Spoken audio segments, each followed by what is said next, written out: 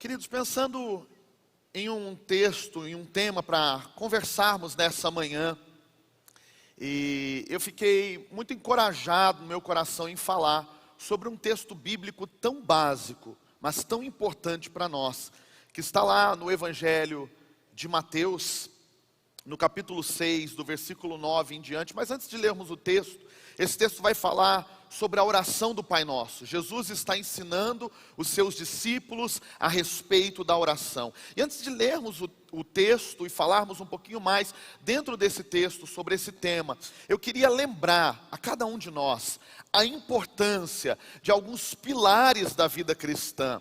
E um desses pilares, talvez um dos mais importantes na vida cristã, é a oração. Jesus, ao longo do seu ministério terreno, da sua vida aqui na terra, em muitos dos momentos nós encontramos nos textos das Escrituras, especialmente nos Evangelhos, falando a respeito de que Jesus, ele se separava para orar, ou que em alguns momentos ele levava alguns dos discípulos para um tempo de oração, e constantemente ele falava do seu relacionamento com Deus, o Pai. Nós vemos ao longo da história da igreja, desde a igreja primitiva, a igreja dos apóstolos, a igreja dos primórdios, a força que a oração tinha sobre essa igreja, a importância do papel da oração na vida da igreja, na vida de cada cristão. Nós vemos ao longo da história do cristianismo, que muitos dos movimentos, dos grandes moveres, dos avivamentos foram precedidos de um grande compromisso e comprometimento de oração de cada cristão, de cada filho e filha de Deus. Nós poderíamos citar inúmeros movimentos de avivamento, mas um deles, um dos que mais me toca, é a história dos moravianos. Eu não quero descrever nem discorrer a história deles aqui, mas às vezes a gente pensa que esses movimentos de oração, como a gente vê lá no IHOP em Kansas City, né, na International House of Prayer, na casa de oração, a gente pensa lá, estão acho que há quase 20 anos, a gente pensa ser algo da modernidade, mas há muitos e muitos anos antes disso, nós encontramos a história dos moravianos, uma igreja que se levantou como uma igreja missionária, uma igreja missional, que levou o nome de Cristo a tantos lugares, que fez a diferença em tantos países, em tantos povos, mas nós vemos que a história desse avivamento foi precedida de um mover de reuniões de oração, e eles fizeram por 100 anos, tempos de oração ininterrupto. Isso nos mostra, seja na visão da vida de Cristo na terra, seja na visão dos apóstolos estabelecendo a igreja primitiva, seja na história de todos aqueles que foram precursores do evangelho em seu tempo, e estiveram acima da média, não acima da média para com os homens, mas para com o comprometimento a respeito do reino de Deus, e levar o reino adiante, que estava intrínseco neles, a oração. O estar diante de Deus em oração, a valorização desse pilar tão importante chamado oração. E por quê? Por que seria diferente para mim e para você hoje? Irmãos, os tempos mudam, as interpretações bíblicas, ou melhor dizendo, as aplicações bíblicas até podem mudar.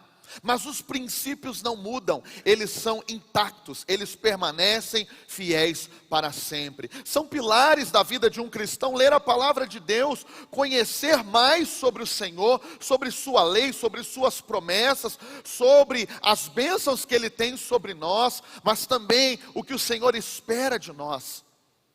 É um dos pilares do cristianismo também, o jejum. Se dedicar diante de Deus buscando. Lembra que Jesus falou em resposta àqueles que o perguntaram por que os discípulos de João jejuavam, mas os discípulos dele não. Ele disse, olha, porque o noivo ainda está, e vem um tempo que ele será retirado, e Cristo morreu e ressuscitou e foi ascenso aos céus, e ele foi retirado dessa terra nesse sentido humano, físico, de carne e osso.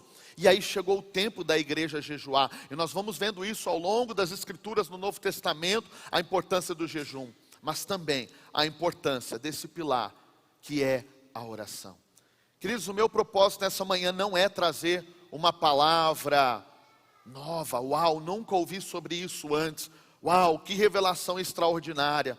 Mas é apenas nos lembrar, trazer à nossa memória, nos lembrar de coisas extremamente importantes. A vida de cada cristão, de cada filho e filha de Deus, que tem clamado ao Senhor, que tem dado um lugar de honra em sua vida ao Senhor, que tem dado o trono do seu coração a esse Deus, o único Deus, mas que também tem desejado de todo o teu coração fazer Cristo conhecido em sua família, em sua vizinhança, nesta cidade, nesse estado, nessa nação e até os confins da terra.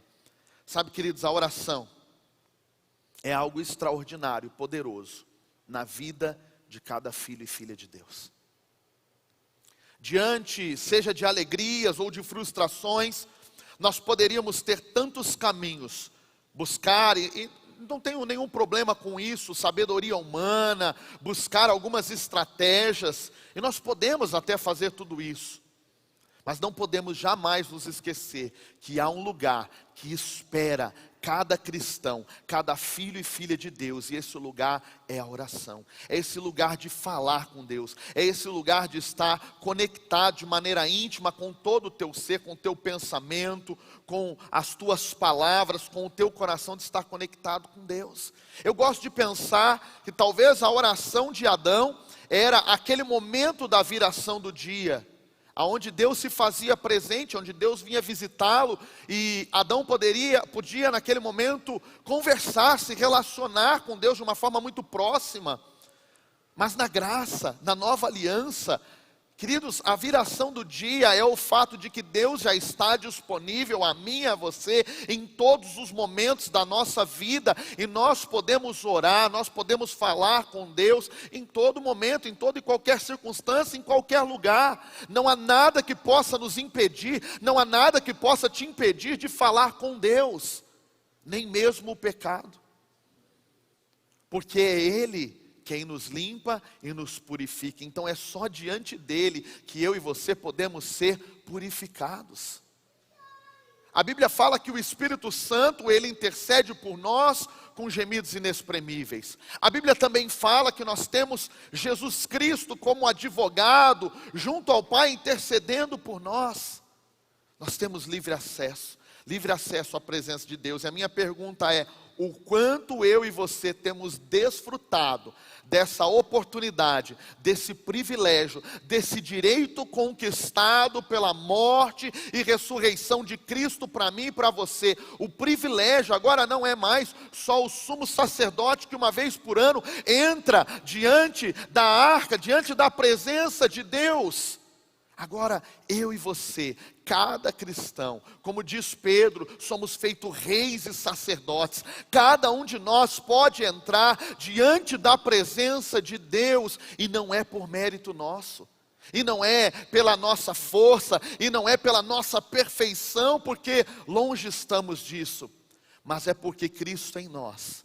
Ele é o tesouro colocado em nós, vasos de barro. Ele é a nossa esperança de glória, porque tudo está conectado através de Cristo. O termos acesso diante de Deus, o podermos clamar. Então, quando nós vemos nos evangelhos que os discípulos perguntam a Jesus sobre a oração e sobre como orar, algo tão importante para a vida cristã, Jesus lhes dá e nos deixa uma resposta, nos deixa um ensinamento, não apenas de uma oração que deve ser feita de maneira repetitiva. E não tenho nenhum problema se eu e você abrirmos a Bíblia ou tivermos de cor e começarmos a orar o Pai Nosso, exatamente com as palavras que ali está escrito. Mas o que Jesus quis nos ensinar não é uma reza, não é uma repetição, não é algo para a gente, quando vamos fazer dessa forma. Até porque um pouco antes, ali em Mateus, no capítulo 6, um pouco antes do versículo 9, ele vai dizer que nós não devemos orar com vãs repetições. Então, o que Jesus está ensinando aos seus discípulos, e a nós que também somos discípulos de Jesus, somos a sua igreja, somos seus filhos e filhas, o que ele está nos ensinando é um modelo, não uma oração repetitiva, é um modelo. E é tão interessante que quando nós olhamos para isso como modelo, nós encontramos tantos princípios e verdades dentro dessa oração. E esse é o meu grande desafio, pela graça do Senhor e do Espírito Santo nessa manhã, de compartilhar com vocês verdades tão simples, mas que são tão profundas e tão poderosas nas nossas vidas. Então vamos ler esse texto, Mateus capítulo 6 e versículo 9. Vai dizer assim: lembre que Jesus está falando com os seus discípulos. Vocês orem assim, vocês devem orar desta maneira. E ele vai dizer: Pai nosso que está nos céus, que estás nos céus. O primeiro ponto que eu gostaria de enfatizar aqui é que na oração que Jesus ensina aos seus discípulos e a nós, ele poderia começar dizendo Senhor, ele poderia começar dizendo Altíssimo, ele poderia começar dizendo grandioso, esplendoroso, o Rei de todas as nações. Ele poderia falar inúmeros atributos que sim, de fato e de verdade são atributos de Deus. Mas ele começa nos mostrando que a oração é um relacionamento de intimidade. Ele começa dizendo Pai. Sabe, queridos, nós precisamos nos lembrar, em primeiro lugar, que eu e você somos filhos de Deus. Quando estamos diante de Deus para orar, para falar com o Senhor, para clamar ao Senhor, precisamos lembrar que eu e você somos filhos e filhas de Deus, lavados e remidos no sangue de Jesus. Que eu e você somos, como Romanos 8,15 vai falar, que eu e você somos não mais escravos, mas somos filhos e podemos clamar Abba, Pai. Paizinho querido, está lá em Romanos, capítulo 8, versículo 15, Paulo fala isso aos romanos. Essa é uma verdade que precisa estar poderosa e latente nos nossos corações, de que eu não sou simplesmente um servo, de que eu não sou simplesmente um escravo, de que eu não preciso olhar para mim mesmo de maneira depreciativa, ou dizendo, poxa, eu sou tão falho, eu sou pecador, Deus está tão longe, Ele é um Senhor bravo, porque eu sou falho. Não, Ele é Pai, e eu e você somos filhos e filhas. E isso não está inerente em nós, por quem nós somos. Isso não diz respeito, eu sou filho de Deus porque conquistei algo, porque eu batalhei com o meu braço. Não, nós somos filhos de Deus porque Ele nos comprou por um alto e bom preço, e nos tornou seus filhos. E por causa do DNA de Cristo em nós, eu e você somos filhos e filhas de Deus. Não é por aquilo que nós fazemos, e eu não estou aqui dando uma carta em branco assinada por Deus para dizer, vá viver a vida de qualquer forma, vá pecar, vai fazer de qualquer jeito. O que eu estou dizendo para você é que não importa o que eu e você façamos, a partir do momento que somos comprados por Cristo, a partir do momento que cremos e entendemos Ele como nosso Pai, nós somos filhos de Deus. Eu sempre costumo dizer, quando falo sobre isso, eu tenho 2 filhos, o Davi e a Esther, e ainda que eles façam coisas que me desagradem, ainda que eles desobedeçam, e eu fique muito triste com isso, jamais eles deixam de ser meus filhos. Por quê? Porque eles foram gerados de mim, eu e você fomos gerados nele. Aliás, Efésios diz que nós fomos gerados nele antes da fundação do mundo. Então nós precisamos entender isso. Diante da oração, nós precisamos entender quem nós somos e quem Deus é para nós. Ele é nosso Pai. Você pode olhar para o seu irmão e para a sua irmã aí, para quem está do seu lado, e dizer, Deus é o seu Pai. E diz assim para ele, você é filhinho ou filhinha amada dele. Mas fale com convicção, irmão, nessa manhã. Diga, você é filhinho, você é filhinha amada do Pai. Nós precisamos crer nisso, nós precisamos conseguir enxergar e ver dessa forma, dessa ótica, porque é isso que nós somos em Deus. Deus é nosso Pai e nós somos seus filhos, por isso que Jesus ensina na oração, dizendo Pai.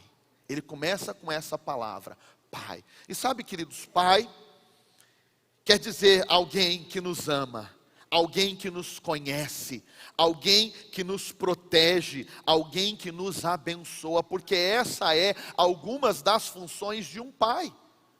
O que eu sou para os meus filhos, senão alguém que protege eles, alguém que os abençoa? Pense em você como pai para os seus filhos. Lembra, a Bíblia diz que se um filho pedir um pão a um pai humano da terra, ele não vai lhe dar uma pedra, ou se lhe pedir um peixe, não vai lhe dar uma serpente.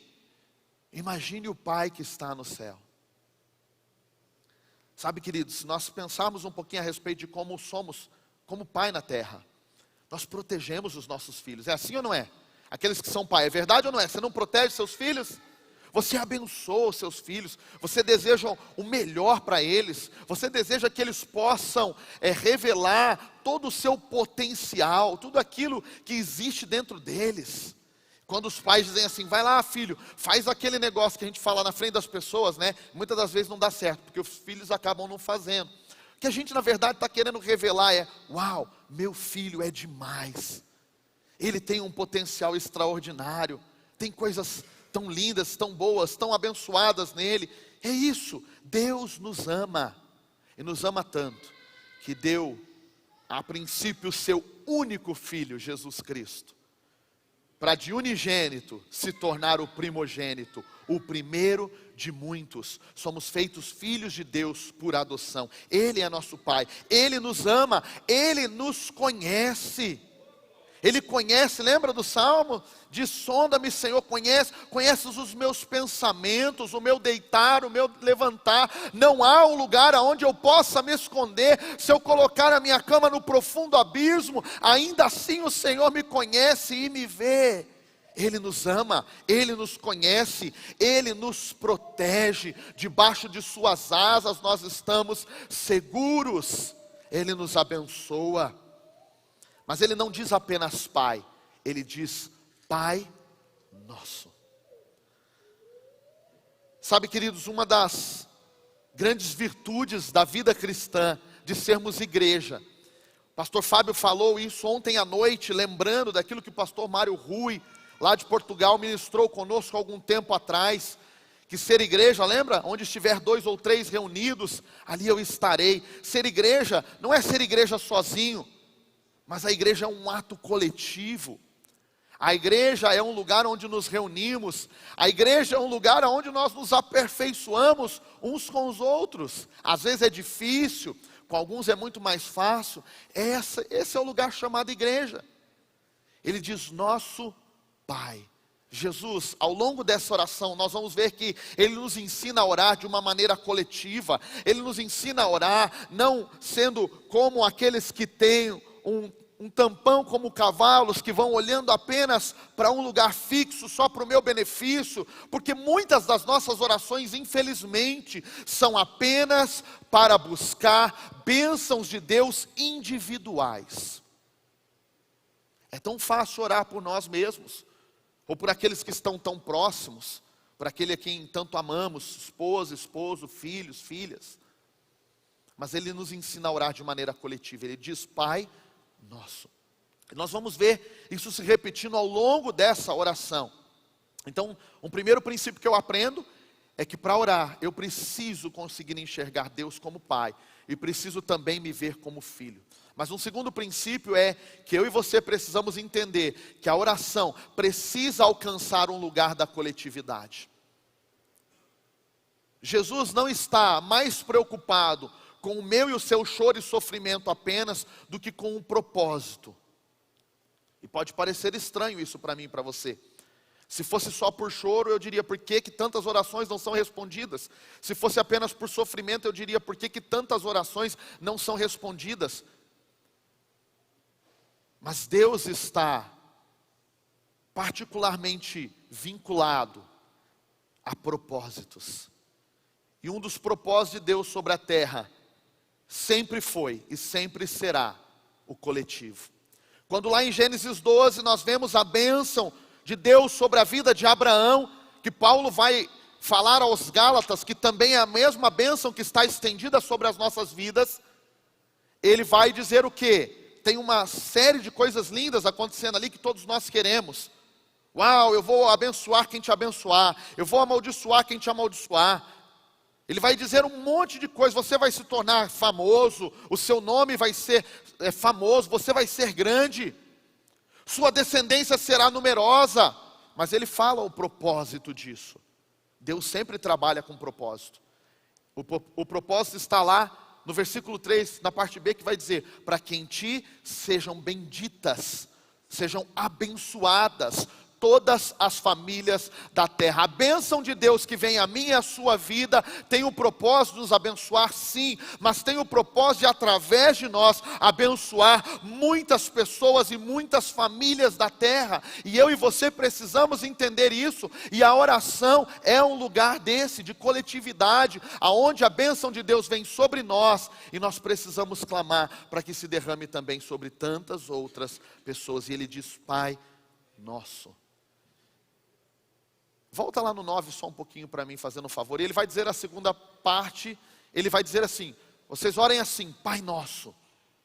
E ao mesmo tempo que há uma relação de proximidade, pode deixar esse versículo na tela. Ao mesmo tempo que há uma relação de proximidade, de intimidade, é o Pai, é alguém próximo, é alguém que nos gerou, é alguém que nos ama, que nos conhece, que nos protege, que nos abençoa. Ao mesmo tempo ele vai dizer que está nos céus. Parece uma coisa estranha, parece uma ambiguidade, parece que ao mesmo tempo que é o Pai Nosso, que está tão pertinho, mas Ele está lá no céu, está tão longe. Sabe, queridos, Jesus nos faz lembrar que apesar de uma relação de intimidade com o Pai, Ele lembra o lugar de grandeza desse Pai. O trono dele, como João fala, na visão do Apocalipse, está lá no céu. Há um trono majestoso, de onde fluem rios de águas vivas. Há um trono a qual todo joelho se dobrará.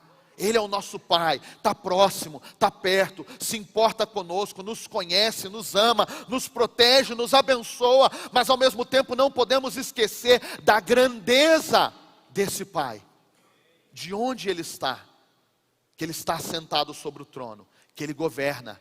E sabe, quando nós falamos essa frase, que está nos céus, nós estamos nos lembrando da grandeza, da glória, de que Ele é elevado, de que Ele é sublime, de que Ele é glorioso. Esse é o poder do nosso Pai. Essas são as virtudes poderosas do nosso Deus.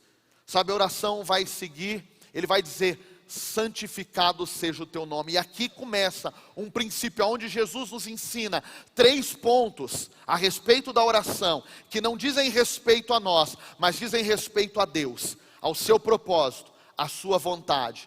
E muitas das vezes quando nós oramos, e eu falo isso, irmãos, me incluindo aí junto com você também, muitas das vezes quando nós oramos, pouco pensamos ou oramos a respeito daquilo que importa a Deus, daquilo que Deus quer, daquilo que é o propósito de Deus. E ele começa dizendo: santificado seja o teu nome, o nome de Deus. Ele ora pela santificação do nome de Deus, para que ele seja o quê? Reverenciado, para que ele seja honrado, para que ele seja temido, para que ele seja obedecido. E nós poderíamos de repente parar e dizer: mas por que eu vou orar para que santificado seja o nome de Deus? Ele não é santo já? Deus já não é santo? Sim, Ele é santo. E nada pode mudar a sua santidade, nada pode roubar ou tirar a sua santidade. Mas quando eu oro, santificado seja o teu nome, na verdade eu estou refletindo uma expressão de dizer diante de Deus: Senhor, me ajuda a refletir e a expressar a sua santidade na terra. Me ajuda, Senhor, a honrar, a reverenciar, a tornar o teu nome temido, obedecido, honrado, reverenciado, notado na terra. Nós estamos aprendendo a orar para que a vida de Cristo se manifeste em nós, transforme as nossas vidas, para que o mundo possa ver o Pai e a sua santidade, mas também o seu amor através de nós. Irmãos, com muita sinceridade, não precisa levantar a sua mão. Quantas das nossas orações têm esse teor? Quantas das nossas orações têm essa busca para que o nome do Senhor seja santificado? É para nós pensarmos, porque esse é o modelo que Jesus está nos ensinando a orar. Próximo versículo, versículo 10, ele vai dizer: venha o teu reino. Novamente, o segundo ponto, lembra que eu falei 3 pontos dessa oração que revelam um apontamento para Deus? O primeiro é o sentido da santificação do nome de Deus através das nossas vidas na terra.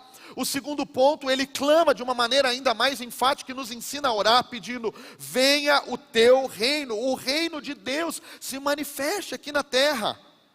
Ele ora para que o reino de Deus, e agora quando falamos de reino, estamos falando do governo de Deus. Então imagina que se em mim e sua oração, nós nos lembrarmos e colocarmos diante de oração em Deus, e clamarmos pelo reino dele vindo à terra, nós estamos clamando sobre o governo dele na minha e na sua vida. Irmãos, isso é muito sério. Infelizmente, não aqui nesse lugar, mas eu vejo pouco comprometimento da igreja em oração, diante a pedir que o reino do Senhor venha. E esse reino quer dizer o governo dele, porque quando Deus governa sobre nós, não são mais apenas os nossos sonhos que determinam para onde nós vamos, não são os nossos pensamentos, os nossos desejos, as nossas vontades que conduzem a nossa vida. O governo sempre foi, sempre será, e nas nossas vidas precisa ser de Deus.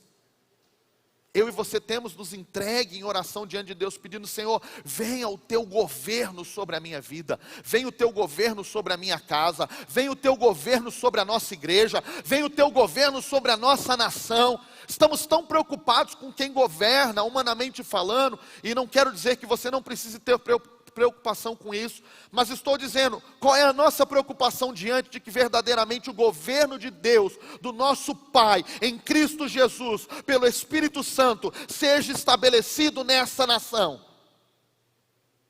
Esse deve ser o nosso comprometimento de oração. Senhor, o teu reino, o teu reino, o teu governo, ainda que, como lemos na Bíblia, ainda que Ciro governasse, um rei ímpio, um rei que não servia a Deus, mas nós vemos a Bíblia revelando que Deus usou, inclusive ele, que o governo dessa nação seja de Deus. E isso, irmãos, os ímpios não vão fazer. Este é papel da igreja: orar, clamar por isso. Mais do que ficar falando, mais do que ficar discutindo, mais do que ficar brigando por A ou por B, é clamarmos o reino, o governo do Senhor sobre essa nação, sobre a terra, sobre as nossas vidas, sobre nossa família, sobre nossa igreja. E ele vai seguir dizendo: seja feita a tua vontade, assim na terra como é nos céus. Então nós vemos primeiro ele falando sobre o nome de Deus, depois ele falando sobre o reino de Deus, e agora ele falando sobre a vontade de Deus. Esses são os três aspectos dessa oração, que não apontam para nós, mas apontam para Deus, para o seu propósito, para o seu reino, para a sua vontade, para o nome dele. A vontade dele seja feita na terra, como é feita nos céus. Nós vemos que a Bíblia nos diz que a vontade do Senhor é boa, perfeita e agradável. Nós precisamos clamar pela manifestação da vontade de Deus na terra, como é no céu. Porque infelizmente, muitas vezes, a vontade de Deus fica em segundo plano nas nossas vidas. Às vezes na nossa casa, e se não cuidarmos da nossa igreja, a vontade dele seja feita. A vontade, o querer do Senhor. A Bíblia diz que dele é o querer e o realizar. Nós precisamos clamar em nossas orações para que a vontade do Senhor seja feita. O texto segue no versículo 11 dizendo assim: dá-nos hoje o nosso pão de cada dia. E aqui nós começamos nessa oração agora uma série de 3 coisas, que agora não mais estão falando sobre Deus, o seu reino, a sua vontade, não estão mais falando do propósito em Deus, mas agora estão falando de nós.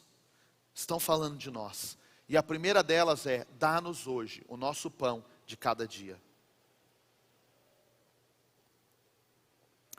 Esse texto, esse versículo me mostra pelo menos algumas coisas. O primeiro reforça a ideia que nós começamos ao dizer Pai Nosso, coletividade. Ele não nos ensina a pedir: Senhor, supre a minha vida, supre a minha casa, não me deixa passar fome, me dá o pão, Senhor. Ele ensina-nos a orar o pão nosso, a provisão, não apenas para mim, não apenas para minha casa, mas pensar em você. Olhe para as pessoas que estão ao seu redor. Olhe para ela, sem dizer nada. Olhe para quem está ao seu redor, do seu lado, do outro lado, à frente, atrás. É dessas pessoas que Deus está falando, que eu e você precisamos ter um compromisso de oração, a orar: Senhor, o pão nosso, desse irmão, daquela irmã, daquele que necessita, Senhor, o pão nosso. Um outro princípio importante que eu vejo aqui é que, irmãos, Deus é poderoso. Deus poderia nos dar o pão para uma vida inteira. Deus poderia liberar maná do céu para o seu povo que estava no deserto, e esse maná jamais se estragar. Imagine, queridos, que loucura, fazer cair pão do céu, o maná descer do céu, não é uma loucura? Não é um grande milagre? Você já viu isso acontecer? Eu nunca vi. Irmãos, isso é um milagre, é uma loucura de Deus. Se Deus pode fazer isso, por que Ele não poderia entregar o maná, e esse maná jamais se estragar ou se multiplicar, como Jesus multiplicou lá os 5 pães e 2 peixinhos? O Deus que pode fazer descer maná do céu, não pode fazer multiplicar por uma vida toda? Então o que Jesus está nos ensinando aqui? Quando Ele diz o pão nosso, de cada dia, sabe? Eu aprendo aqui, que Deus pode fazer infinitamente mais do que tudo o que pedimos ou pensamos, segundo o seu poder que opera em nós. Mas eu também aprendo que preciso entender que Deus me dá a cada dia, para que eu e você percebamos o quanto somos e precisamos ser dependentes de Deus. Se Deus nos desse para uma vida toda, provavelmente logo nos esqueceríamos do Senhor. Talvez depois de um mês, de um ano, e agora eu não preciso mais clamar, agora eu tenho uma provisão para uma vida toda, logo nos esqueceríamos dele. E Ele faz isso, e nos ensina a orar dessa forma, para nos lembrar que somos dependentes. Somos dependentes, dependemos de Deus a cada dia. Queridos, eu e você precisamos reconhecer e perceber isso, que eu e você dependemos, precisamos, necessitamos de Deus a cada dia, em tudo que formos fazer. Em tudo que fizermos, nós necessitamos e dependemos de Deus, sabe? Eu gosto de pensar que até mesmo as habilidades que eu tenho, as habilidades que você tem, que você fale: uau, eu tenho isso aqui, já está comigo, é nato. Isso veio de Deus. Isso precisa voltar para Deus. Nós dependemos de Deus. E dele, por ele e para ele, seja toda a honra e toda a glória para sempre. Amém. Essa parte desse texto me ensina isso. Que as nossas orações precisam trazer à nossa memória os nossos irmãos, a coletividade, o pão nosso. Mas que precisamos também nos lembrar que Ele nos supre, sim, mas que somos dependentes dEle a cada dia. O versículo 12 vai nos dizer assim: perdoa as nossas dívidas, assim como perdoamos aos nossos devedores. Então, se no primeiro texto, no versículo anterior, falamos do pão nosso de cada dia, isso fala sobre nós em oração, e fala sobre nós no tempo presente, fala sobre Ele suprindo as nossas, e quando eu digo nossas, de todos nós, as nossas necessidades, fala do tempo presente. E quando eu leio sobre perdoar as nossas dívidas, fala em oração sobre nós a respeito do tempo passado. Essa oração contempla todo o nosso ser, as nossas necessidades do hoje, do presente, do pão de cada dia, as nossas necessidades advindas do passado. Perdoa, Senhor, perdoa os nossos pecados, aquilo que nós já fizemos. Fala do passado, e daqui um pouquinho nós vamos ver que fala também do futuro, mas ele diz: perdoa as nossas dívidas, as nossas ofensas, em algumas versões, assim como perdoamos aos nossos devedores. E aqui ele coloca uma condição: Cristo já morreu por nós, o perdão dele já está garantido a nós. Agora tem uma condição: para que as nossas ofensas e dívidas sejam perdoadas, é assim como nós perdoamos. Sabe, eu me lembro de um texto, eu não vou ler, mas um texto que está lá em Mateus, capítulo 18, no mesmo evangelho de Mateus, no capítulo 18, do versículo 21 em diante, vai começar um texto onde Pedro vai perguntar, sempre Pedro, né? Perguntando para Jesus: quantas vezes eu preciso perdoar o meu irmão? 7 vezes? E Jesus vai dizer: não, 7 não, até 70 vezes 7.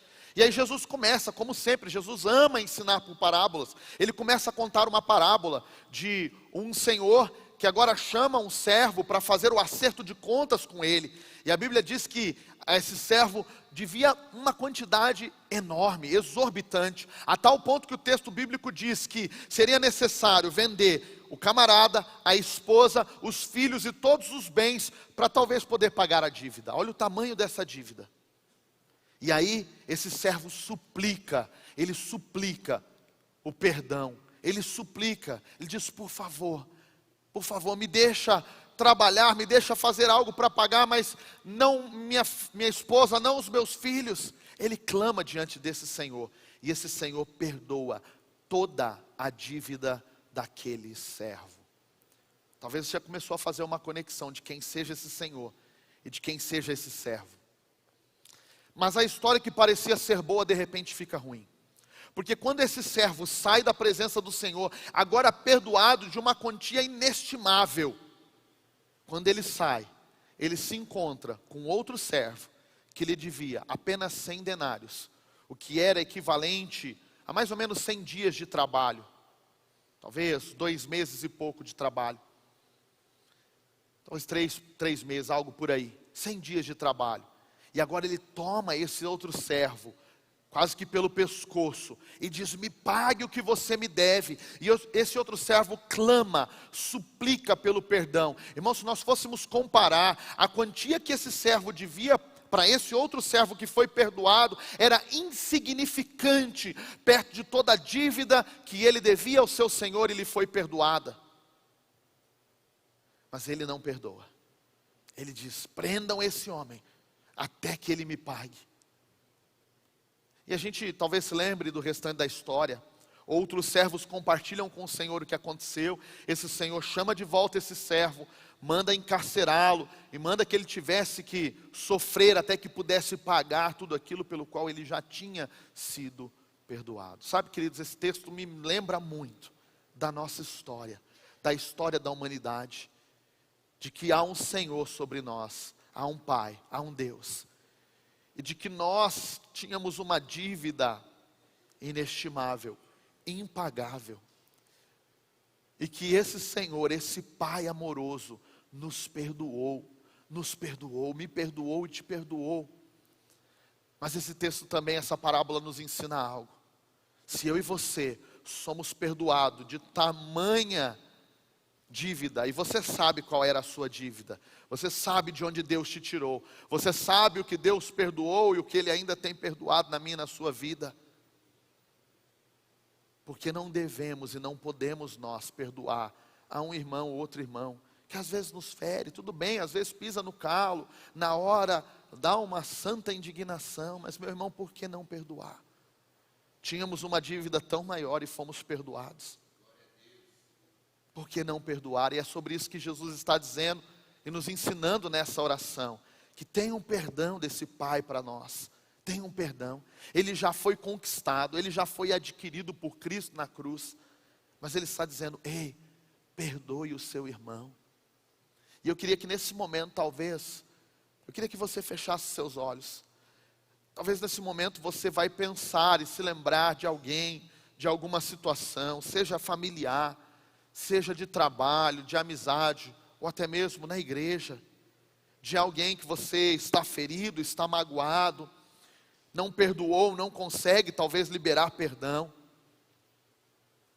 E eu queria que você, pensando nessa pessoa agora, olhasse para a cruz de Cristo, olhasse para esse Pai amoroso e pensasse quanto de perdão Ele liberou sobre as nossas vidas, o quanto Ele te perdoou, o quanto a nossa dívida era impagável, quanto nós fomos amados, o quanto nós fomos perdoados. Eu queria que diante dessa visão, desse Pai amoroso, que nos atrai para si, que nos chama para si, que nos perdoa, que nos dá a oportunidade de uma nova vida em Cristo, que você pudesse, com esse mesmo amor, com essa mesma misericórdia, olhar e pensar agora nessa pessoa. E lá no seu íntimo, se você quiser, com seus lábios, declarar: Senhor, eu libero perdão, ainda que seja algo tão difícil, Senhor, eu libero perdão. Eu perdoo, Senhor, essa pessoa. Eu perdoo esse irmão, eu perdoo essa irmã, eu perdoo esse amigo, esse parente, esse familiar, eu perdoo meu esposo, eu perdoo a minha esposa, eu perdoo os meus filhos, eu perdoo os meus pais. Libere perdão, porque já há um perdão de Deus conquistado para nós. Mas há uma condição tão interessante que nós também precisamos estender a misericórdia e o perdão sobre as outras pessoas.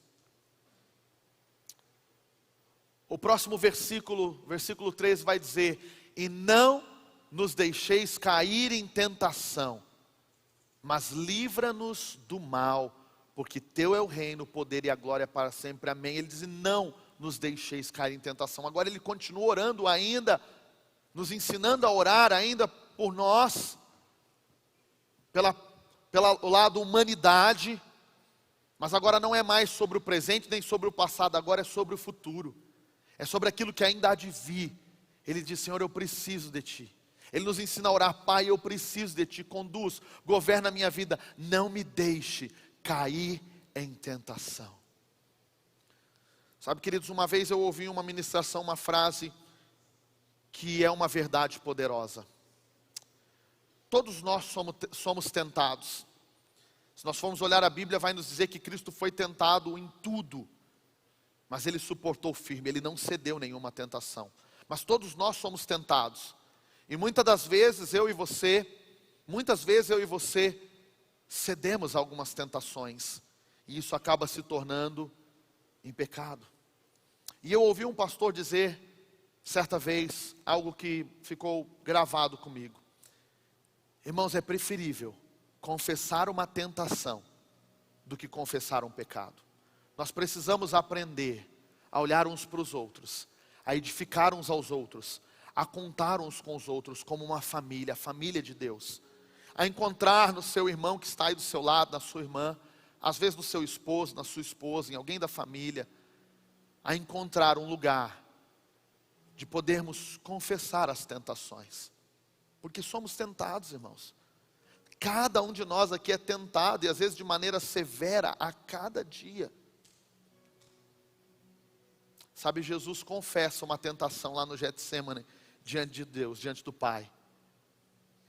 Ele estava afim de passar aquele cálice adiante. Isso era algo que estava tentando a mente e o coração de Jesus naquele momento. Mas ele, em oração, disse: Pai, todavia seja feita a tua vontade.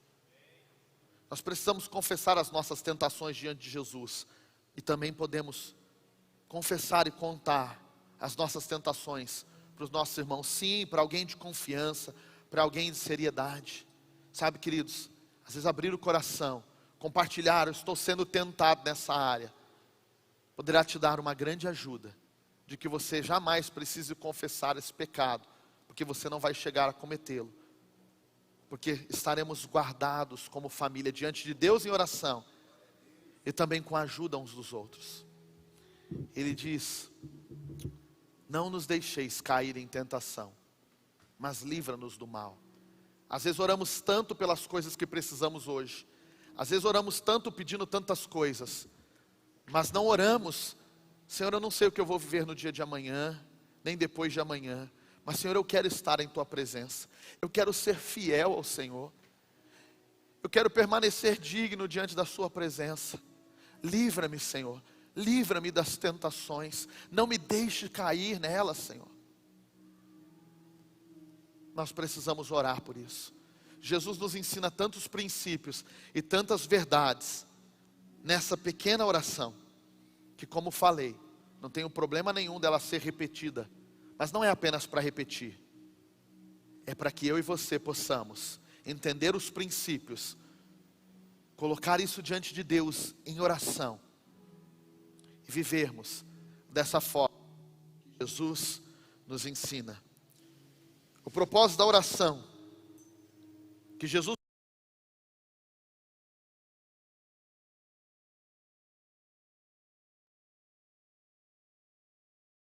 nos lembrando que o governo é de Cristo, é do Pai. Não apenas um governo político ou geográfico, mas um governo em todas as áreas, especialmente sobre as nossas vidas. É dele. O poder, um poder ilimitado. Um poder ilimitado. Mas também a glória para todos sempre. Sua criação precisa proclamar a sua glória.